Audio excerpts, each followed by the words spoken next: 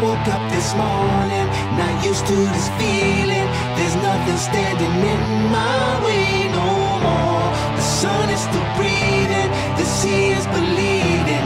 I'm living in a brand new day. Come on, oh, come on, yeah. Rock City Network's Fast Louder coming to you from the Parmillion Hilton here in Perth for the One Movement Festival 2010. Joining me, Sonia Sharma. How are you? I'm very well, thank you. And associate at Maddox, and this is why we have you here. You specialise in telecommunications. Yep. And what was Telecommunications and content. So yeah. basically a telco lawyer who also does IP work. Sure. Yeah. Now, I guess let us know a little bit more about your background, because what we're trying to get at here is seeing how everything sort of correlates, fits together as far as the music industry is concerned and what you do. Yeah. No problems. I actually had a life in the music industry as the editor of 3D World, and then I became a lawyer, and I'm currently now at Maddox. And one of the main things that we've been focusing on in the last 12 months or so is the changes in the telco sector.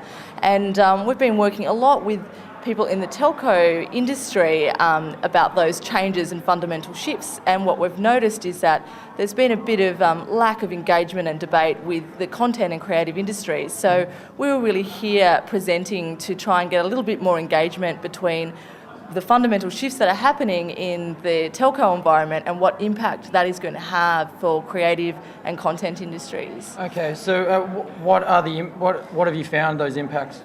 Well, one of the major things that I was sort of presenting on was the National Broadband Network and what changes that is going to have on creative industries. And there's some really great opportunities and for content industries. But not just the NBN, what we're sort of seeing is there's real sort of changes in the market structure, and a lot of the panels have been talking about convergence, and that basically means we're seeing people who weren't traditionally in the content industry, such as ISPs, who are doing deals with content industry. So we're seeing fundamental shifts in the way the market looks, and we, as telco lawyers, feel like it's really important for content industries to understand those changes so they can sort of respond accordingly. Yeah, and adjust to the changes.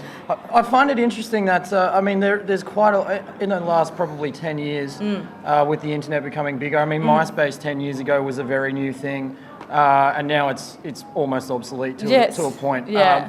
I find it very interesting that content providers have increased, even though our broadband network has not increased thus far. Yeah, I mean, I think what we will see is that, a lot of people are saying, oh, well, why do we need the National Broadband Network? Yeah. But if we just if you chart the amount of content that we're consuming over the internet is rapidly increasing, and it's only going to increase. And what we're also seeing is that not only are we increasing the content that we consume, but we're also uploading content as well, and that's a really big shift. So the question is, does our current copper infrastructure, which is how most people access broadband at the moment, is that going to support the way consumers are consuming content? And the answer is, well, no, and that's why we think that the sort of National Broadband Network or investing in our new infrastructure is really important.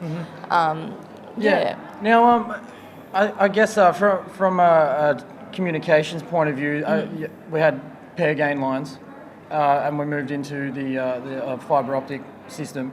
The pair gain lines, when they were installed, what was that, 20, 30 years ago, maybe a bit longer, they weren't looking ahead to see the growth of communication in this country, and it really put Australia in a bad spot. Yeah. With the installation of the National Broadband Network, will they be looking ahead for the expansion coming? Have they learnt that lesson? I mean, so I guess the question is really about future-proofing, and that's a really valid question, because you don't want to invest in a technology that is going to be latent or not be able to support the bandwidth and applications of the future, and that's really important.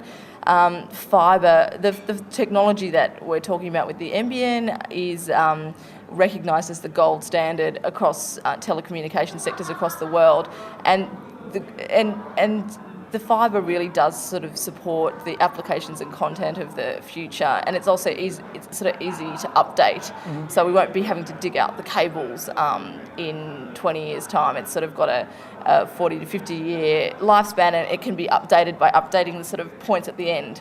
But that's a really important question, is we need to be investing in technology that is going to support our future content consumption and our future the future applications of the future. So it's really important. Yeah, and the effects that will have on the music industry. I mean, because it's relying so heavily on promoting through the internet and online now. It's almost like having a record, not having the record player to play the record. The internet has to be there now.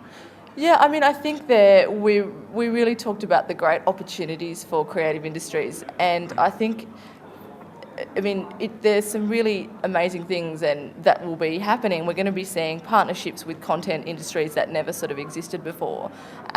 So whether that's working with ISPs on delivering streaming models and subscription models, and all those sorts of things. And it's going to be challenging to work through, what models are going to work and what monetisation models are going to work. But I think the overriding message that we sort of have for content industries is that you need to be able to deliver content in a format and in a manner that the consumer wants. Because if you aren't able to deliver the model that the consumer wants, then you'll be bypassed for someone who can. So that's a really important message, is how does the consumer want to consume content? And something that we've sort of learnt in the telco sector is that it's really about customer simplicity, delivering something that's really easy to access and is not complicated, is device neutral.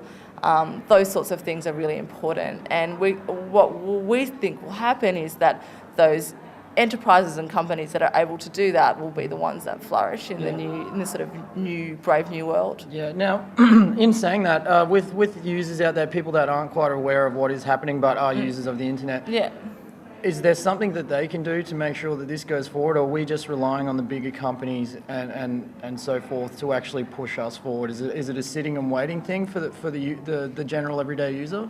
Well, I think there's a lot of consultation that's sort of happened already, and unfortunately that has been in a way a bit limited to the telco sector, so the pipes.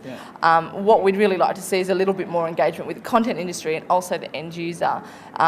There are ways that the end user can get more information and be involved and be engaged. There's organisations such as ATUG which sort of focus on the end user and the end user's interests, so being involved in organisations like that, and they're great sources of information.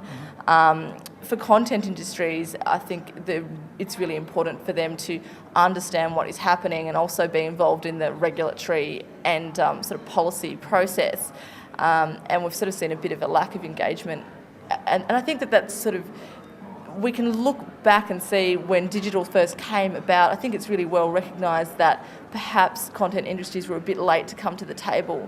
And what we're saying is digital hasn't just stopped here. There's a new market shift that's happening that's going to change the way the market looks and the way we do business, and it's really important for content and creative industries to be at the table and be involved in that sort of policy negotiation and have, understand the issues so that they can respond accordingly. That's really important. A lot of food for thought there. A lot. And it was very interesting the other day, the chat on the NBN, and it was actually packed in there. I think it was probably one of the most important subjects at this whole Musexpo for this year. And it's been very interesting chatting to you, and thank you so much for your time. Thank you for having me here. And hopefully we'll see you again soon. We'll be able to catch up on the news. Yeah, that sounds great. It'll be great. Thank you very much, Thanks Sonia. For that. It's Rock City Network's Faster Louder here at the One Movement Festival 2010.